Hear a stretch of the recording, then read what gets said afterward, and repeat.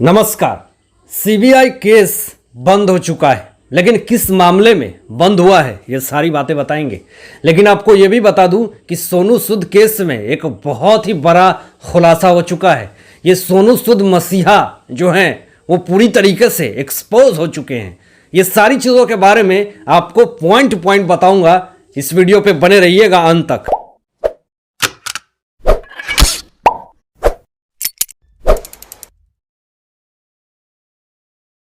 CBI की जांच पे पूरे देश और दुनिया की नजरें हैं। चाहे वो एसएसआर का केस उठा के देख लीजिए, चाहे जिया खान के केस को उठा के देख लीजिए। एसएसआर केस में भी एसएसआर के पिता और उनकी बहनें पूरी एड़ी चोटी इन्होंने एक कर दिया है कि किसी तरह मेरे बच्चे को इंसाफ मिल जाए। और जिया खान केस में भी जिया खान की मां राबिया खान वो भी पूरी तरीके से इस केस में अपना फोकस दी हुई हैं कि मेरे बच्ची को इंसाफ मिल जाए।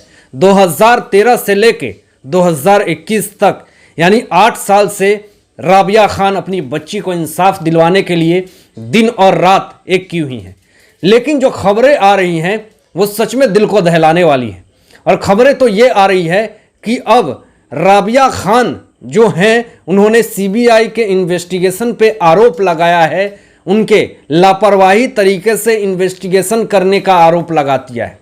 अब आपको यह भी बता दूं कि कोर्ट ने किस तरीके से सीबीआई को ये अनुमति दी है और ये कहा है कि ये जिया खान जो केस है उसको स्टॉप करो, इसका इन्वेस्टिगेशन बंद करो। अब यहाँ पे जो राबिया खान हैं वो पूरी तरीके से शौक के माहौल में डूब गई हैं। कहीं ना कहीं अब उनको ऐसा लगने लगा है कि मेरी बच्ची को क्या इंसाफ मिलेगा या नहीं मिलेगा। उन्होंने अपील करी जब इस केस को क्लोज करने की बात हो रही थी और जब सीबीआई को इन्वेस्टिगेशन से रोकने की कोशिश हो रही थी, तो उन्होंने पूरी तरीके से कोर्ट के सामने, न्यायाधीश के सामने ये अपील करी और कहा कि मेरी बच्ची ने जिस दुपट्टे से फांसी लगाई और जिस तरीके से ब्लैकबेरी मोबाइल में सूरज पंचोली से बात करी और वो मैसेज डिलीट हो गया, क्यों उसको फॉरेन के लेबोरेटरी में इन्वेस्टिगेशन के लिए नहीं भेजा गया। और जब मेरी बच्ची ने दुपट्टे से जिस तरीके से फांसी लगाया उसको लेबोरेटरी में इन्वेस्टिगेशन हुआ तो रिपोर्ट क्यों नहीं आया। इसमें पूरी तरीके से सीबीआई की जो जांच है वो पूरी तरीके से लापरवाही से करी गई है। इसलिए हमारी बच्ची को अभी तक उसके गुनहगार को सज़ा नहीं मिल पाया है। हालांकि आगे उन्होंने ये भी कहा कि जिस तरीके से मेरी बच्ची ने सुसाइड नोट में किस तरीके से सूरज पंचोली का नाम लिखा है, तो क्या इसमें और क्या सबूत आपको चाहिए। ये क्लियरली हमारी बच्ची ने ये सारी चीज़ें दी।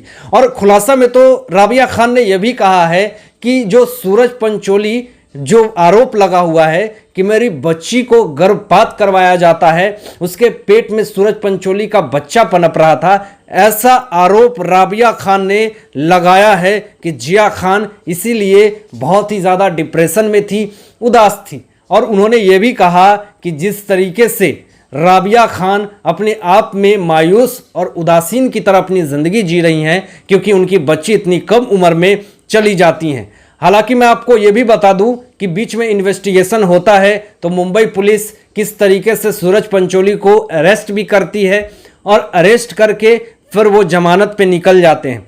अब यहाँ पे जिस तरीके से हाई कोर्ट ने ये अपील कर दिया और ये कहा कि इस केस को अब सीबीआई पूरी तरीके से इन्वेस्टिगेशन रोकी जाए, तो इस पे कहीं ना कहीं अब राहत मिल चुकी है सूरज पंचोली को। अब आपको मैं एक बहुत ही इंपॉर्टेंट बात ये बता दूं कि किस तरीके से सूरज पंचोली को जब ये पता चलता है कि जिया खान जब इस दुनिया से चली गई हैं तो वो पूरी तरीके से अपने आप को ये महसूस करने लगते हैं कि मैं इस केस में फंस चुका हूं, अब मेरा बचना मुश्किल है।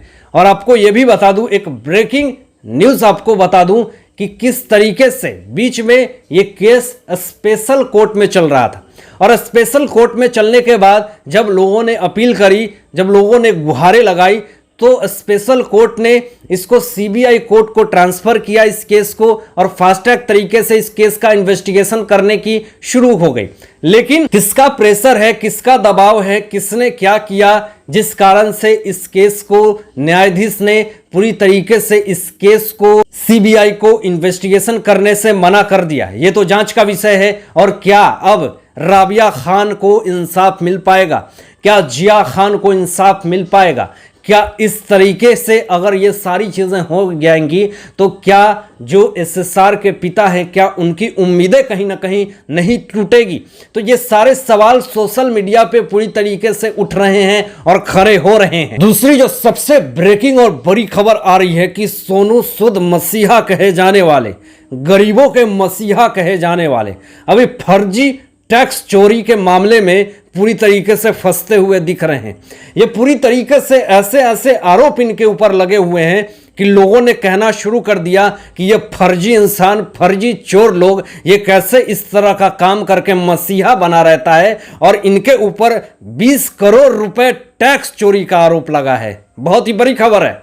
20 करोड़ रुपए इन्होंने गलत तरीकों से पैसों को जमा किया।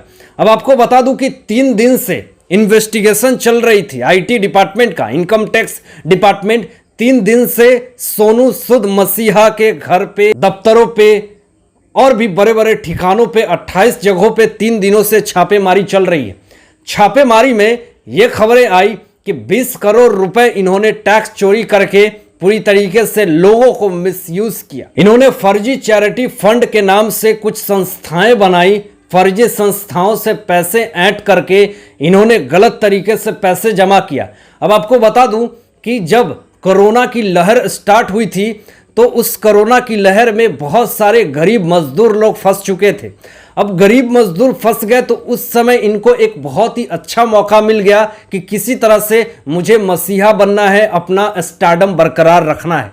तो इन्होंने डोनेशन इकट्ठा किया और डोनेशन 18 करोड़ रुपए इकट्ठा किए इन्होंने और 1 करोड़ रुपए गरीब मजदूरों पे इन्होंने इन्वेस्ट कर दिया।